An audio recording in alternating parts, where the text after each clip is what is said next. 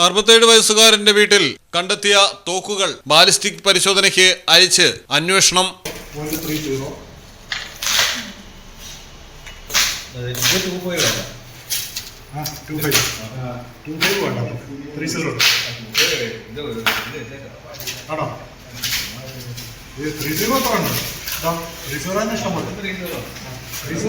മലപ്പുറം എടവണ്ണയിലെ ഉണ്ണിക്കമ്മദിന്റെ വീട്ടിൽ നിന്നാണ് 3 റൈഫിളുകളും 20 air ഗണ്ണുകളും 40 pellet ബോക്സും 200-ലധികം വിവിധ തോക്കുകളിൽ ഉപയോഗിക്കുന്ന വെടിയുണ്ടകളും കണ്ടെത്തിയത്. പ്രതി നിരവധി പേർക്ക് തോക്കുകൾ വിൽപ്പന നടത്തിയിട്ടുണ്ടെന്നാണ് വിവരം. തിരകളും തോക്കുകളും എവിടെ നിന്ന് ലഭിച്ചു എന്നതിൽ പോലീസിന്റെ ചോദ്യം ചെയ്യൽ തുടരുകയാണ്.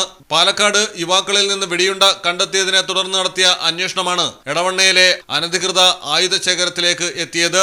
തോക്കുവിൽപ്പന തന്നെയാണോ പ്രതിയുടെ ലക്ഷ്യമെന്നതടക്കം വിശദമായി ഉണ്ണിക്കമ്മദിനെ ചോദ്യം ചെയ്യുന്നു. ബാലിസ്റ്റിക് പരിശോധനാ ഫലം പുറത്തുവരുന്നതോടെ കാര്യങ്ങൾ വ്യക്തമാകും. മലയാളം ടെലിവിഷൻ, മലപ്പുറം. പ്രകൃതിദത്തമായ ചേരുവയാൽ തയ്യാറാക്കുന്ന അൽദാൻ കപ്പലണ്ടി മിഠായി ഇനി രുചിയുടെ പുതിയ രസത്തിലേക്ക് നിങ്ങളെ നയിക്കും. എങ്ങും എവിടെയും ഇനി അൽദാൻ കപ്പലണ്ടി മിഠായി മാത്രം. നാവിലൂറും രസം, മനസ്സു നിറയും സ്വാദ്. ഇനി ഇതൊന്നു മാത്രം. അൽദാൻ കപ്പലണ്ടി മിഠായി, മധുരത്തിന്റെ പുതിയ പര്യായം. അൽദാൻ കപ്പലണ്ടി മിഠായി.